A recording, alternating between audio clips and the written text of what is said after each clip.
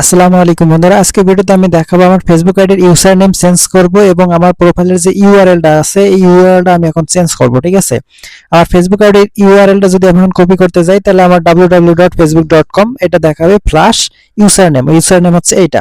তো এখন আমি ইউজার নেম বা আমার যে ইউআরএল এটা আমি চেঞ্জ করব কিভাবে। তো এখন এটা চেঞ্জ করার জন্য আমি এখান থেকে চেঞ্জ করব। এখন আমি এটাকে চেঞ্জ করে নিচ্ছি।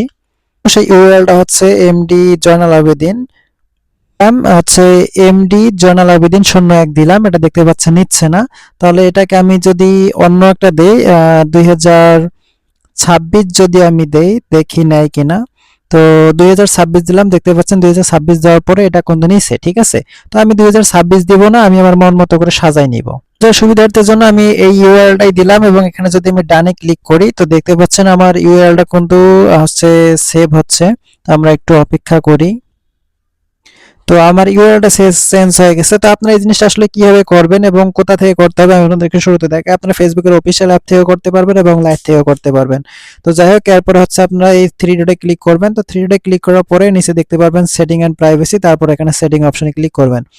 তো সেটিং এ ক্লিক করলাম, তারপরে এখানে দেখতে পারবেন see more in account centre, এখানে ক্লিক করবেন। এখানে ক্লিক করার পরে এখানে আপনার প্রোফাইলে যদি ইনস্টাগ্রাম অ্যাকাউন্ট অ্যাড থাকে তাহলে এখানে অনেকগুলো আইডি বা পেজ শো করবে। যাই হোক, আপনার এক কথায় প্রোফাইল, এখান থেকে আপনার প্রোফাইলে সিলেক্ট করবেন।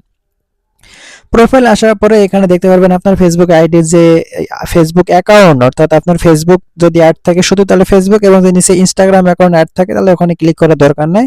আপনার শুধু এখান থেকে ফেসবুকের অফিসিয়াল যে নামটা এখানে ক্লিক করবেন। ফেসবুকে ক্লিক করার পরে লোডিং হওয়ার পরে এখানে দেখতে পারবেন যে ইউজার নেম, তো এখান থেকে ইউজার নেমে ক্লিক করবেন।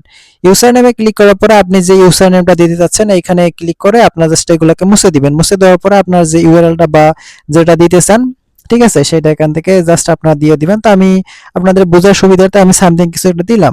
ঠিক আছে, দেওয়ার পর যদি এখানে গ্রিন টিক মার্ক দেখায় বুঝতে পারবেন তাহলে আপনার ইউআরএলটা সেভ করা যাবে, মানে এটাকে নিবে, অ্যাভেলেবল আছে। ঠিক আছে, তো এইভাবে সাধারণত ফেসবুকের ইউআরএল চেঞ্জ করতে হয় এবং লিংক চেঞ্জ করতে হয়। এই ছিল আজকে ভিডিওটি ভালো লাগলে আমাদের ইউটিউব চ্যানেল সাবস্ক্রাইব করবেন। আপনি আমাদের ইউটিউব চ্যানেল সাবস্ক্রাইব করে থাকলে আপনাকে অসংখ্য ধন্যবাদ।